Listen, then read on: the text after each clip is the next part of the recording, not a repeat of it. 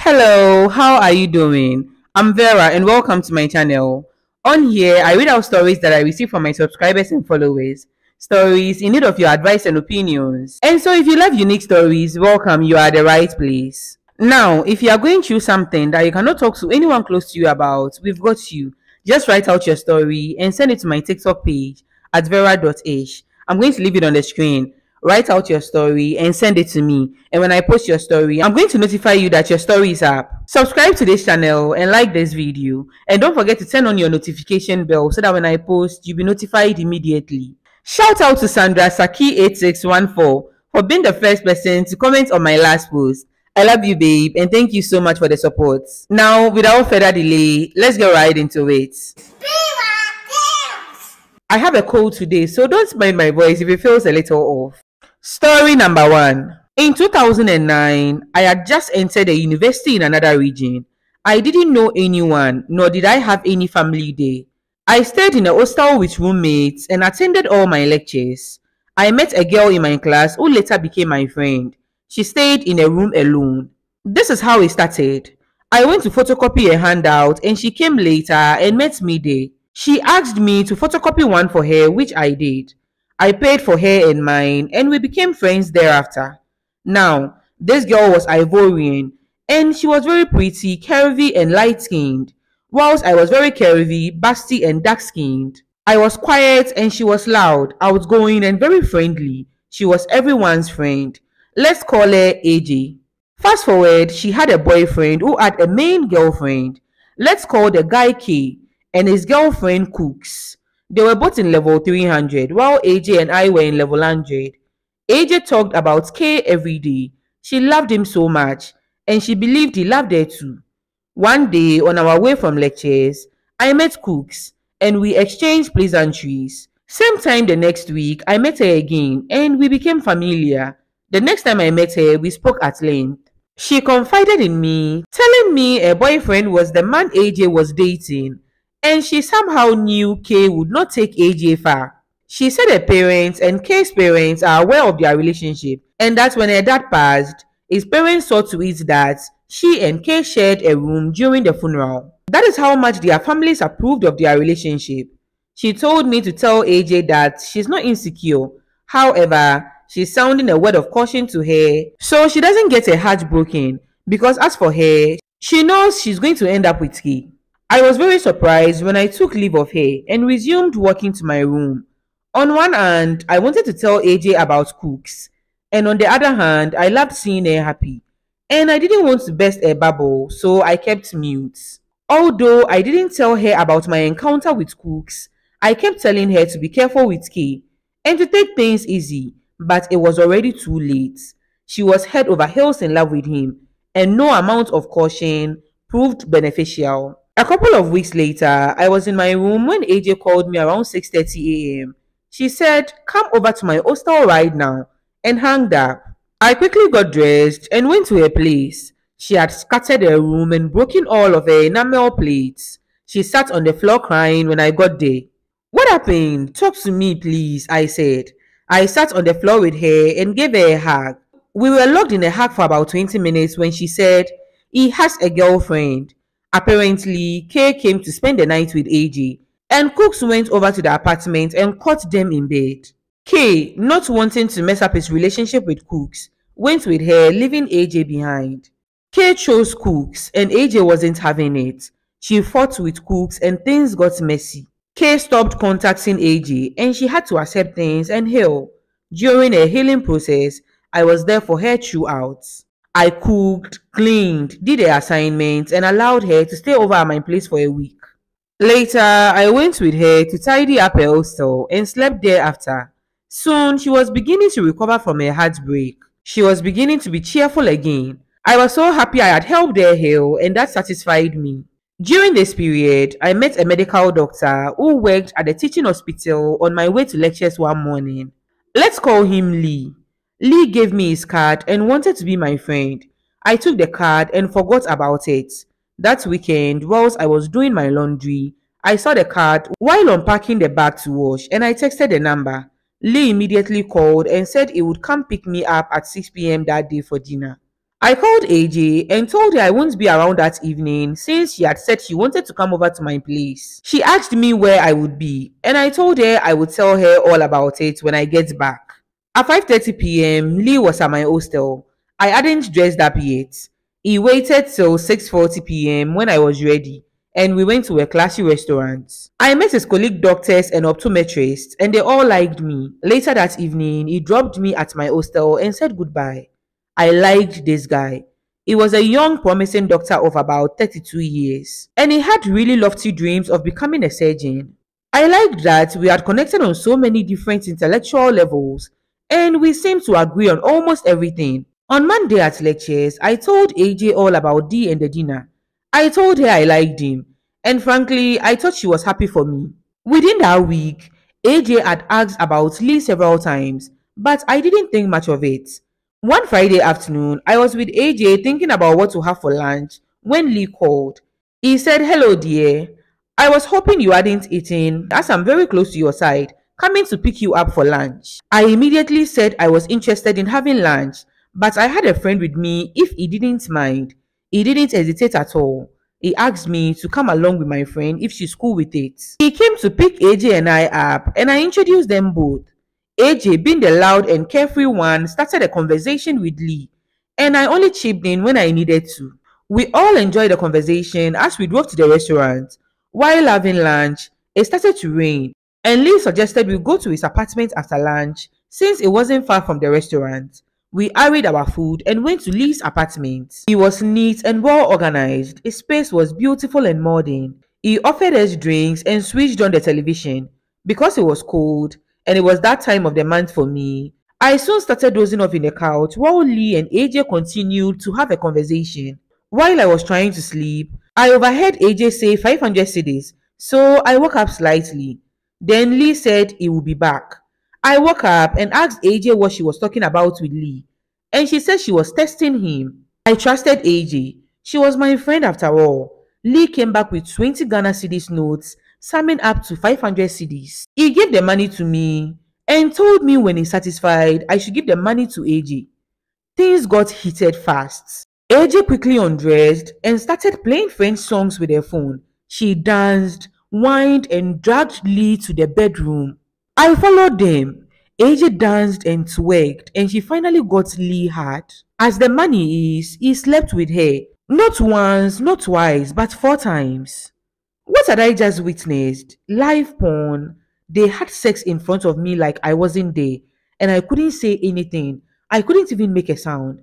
I gave the money to AJ after she said she was done. Around 10 p.m. that night, Lee offered to drop both of us on campus. He took a road he normally wouldn't take and dropped me first.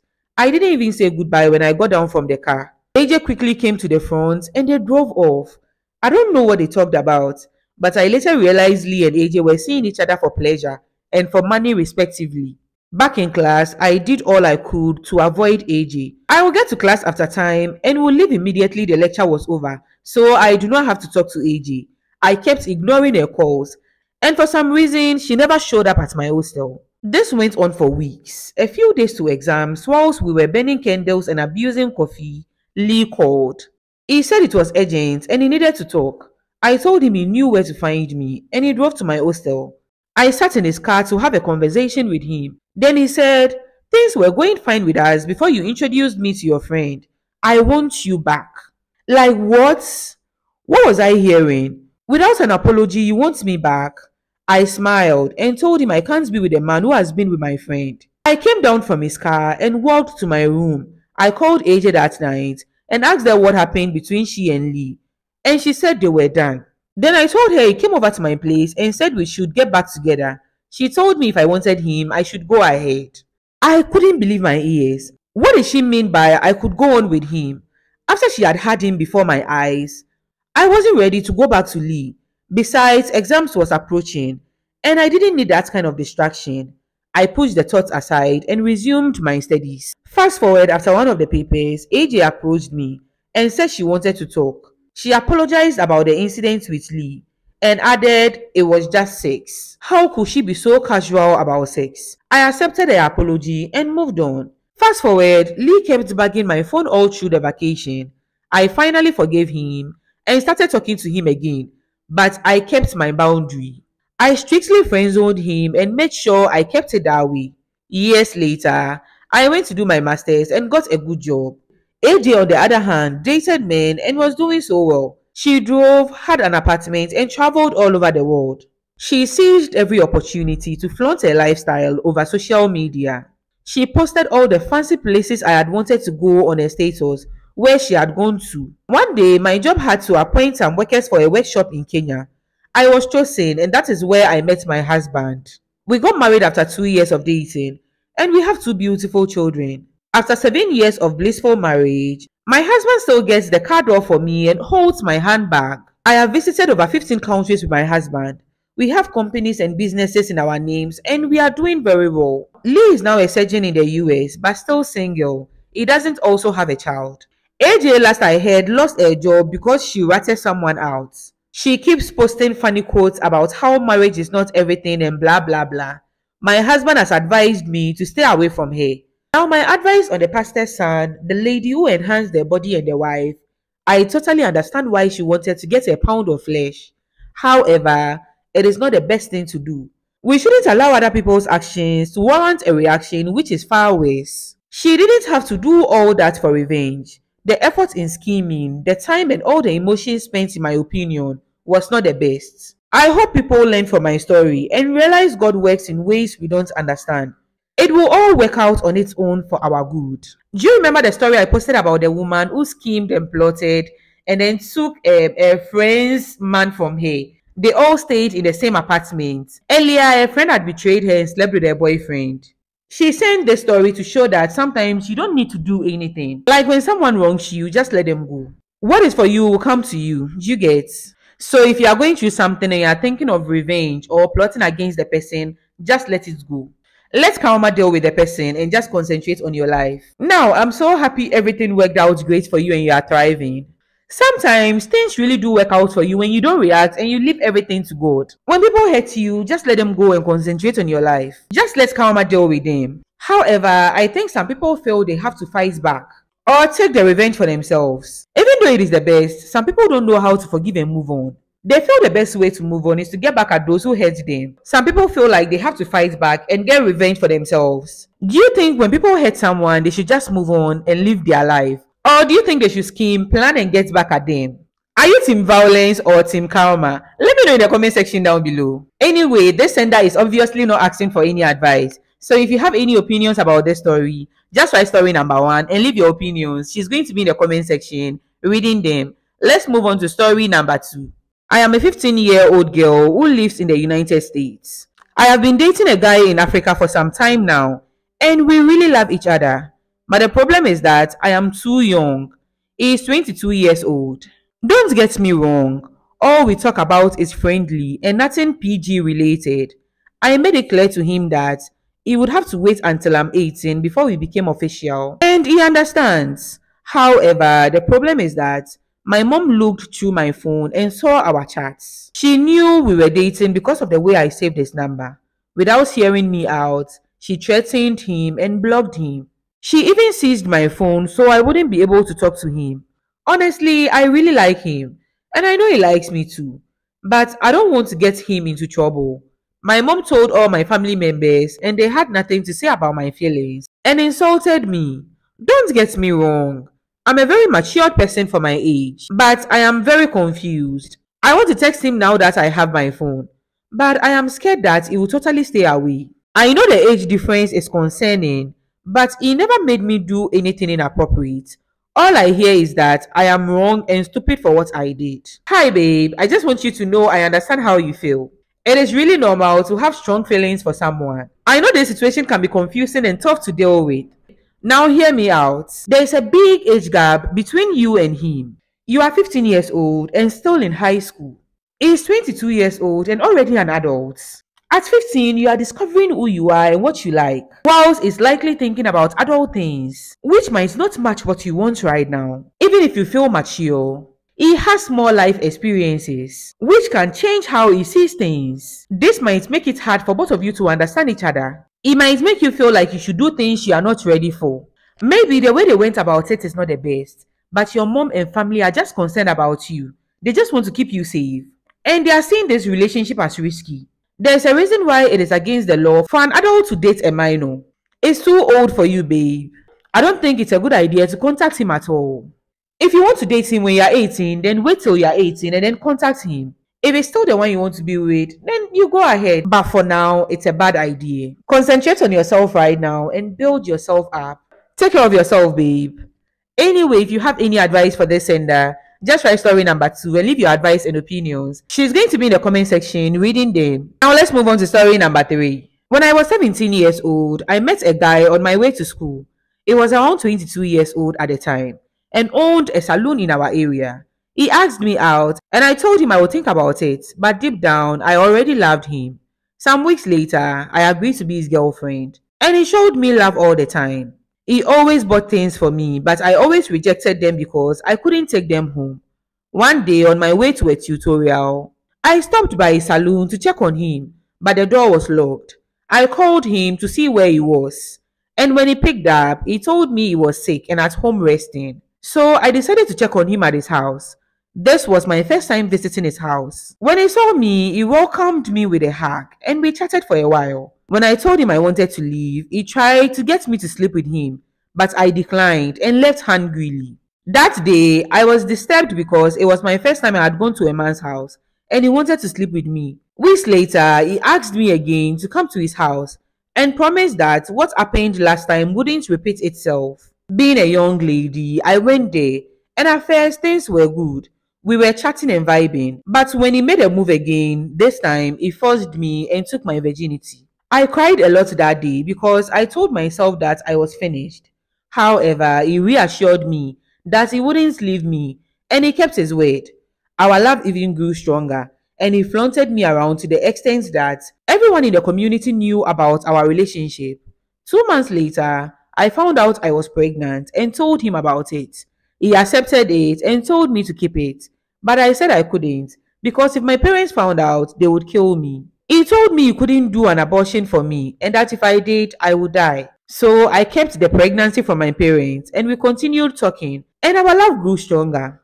When the pregnancy reached 5 months, my mom found out and was understandably furious. She beat me and my dad, who was still unsure, took me to the hospital to run a pregnancy test which came out positive. The scan showed that I was 5 months pregnant. That day was the worst ever for me because I was praying for death to come and take me away.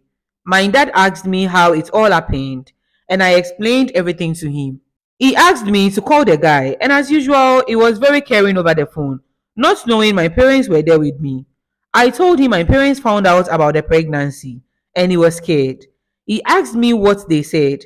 And my dad took the phone from me and told him to come to our house with his family. He came and they discussed the situation. But my dad said he couldn't give me away in marriage because he had nothing to support me with. That day, I found out that a salon was not actually his, but just a place where he worked. Fast forward to when I gave birth, he came to the hospital to see me and the baby along with his brother and family. Since then, I haven't seen or heard from him or his family again because they are angry that my mom didn't give them the placenta of the baby. They also didn't pay for my hospital bills or anything related to the baby. I carried out all the responsibilities. One day, one of my friends told me that the father of my baby has gotten another lady pregnant and that the father of that lady sent her packing to his house. I was pained because it was my first love. My baby is 8 years old now and it has been my parents and me taking care of the child since then without hearing from them. This is where I need your advice. I want my child to carry my name as his surname, but my dad insists he should use his father's name, and I can't stand how they call my child with that name. My dad is saying that the father will come back one day. I'm doing well now and want to open a savings account for my baby, but I haven't been able to because of the name issue. So I wanted to ask if he should continue using his father's name or if he should use mine. Please, I need your help. I will be in the comment section. If the father is not in the child's life anymore, I don't see anything wrong with changing the surname. And I think your dad doesn't want you to change the name because of tradition. He believes the child should have his father's name. Now, ultimately, the decision depends on you. If the child's father is not in his life at all, and you are the one taking care of the child financially, I think that gives you the power to change your child's surname. Since your father has been there for you, I think it's best to sit him down and talk to him calmly. Explain why you want your child to have your last name and how it makes you feel. Now, in regards to the savings accounts, for the meantime, you can open the account in your name. That way, you can manage everything till you make your decision. You are doing a great job taking care of your child. If you are the one doing everything and the dad is not in the child's life at all, I think you should do what feels best for you and your child. So, yeah, if you have any advice for the sender, just write story number 3 and leave your advice or opinions. She's going to be in the comment section reading them. Now, remember the senders are sending the stories because of you. So don't forget to leave your advice and opinions down below. You are not perfect. I'm not perfect. The senders are not perfect. So please be kind to them. We are all here to help each other out. If you've not subscribed yet, please subscribe to this channel and like this video. And don't forget to click the notification bell so that when I post, you'll be notified immediately. I hope you enjoyed this video. Thank you so much for watching. See you next time. Okay, I'm done. Bye.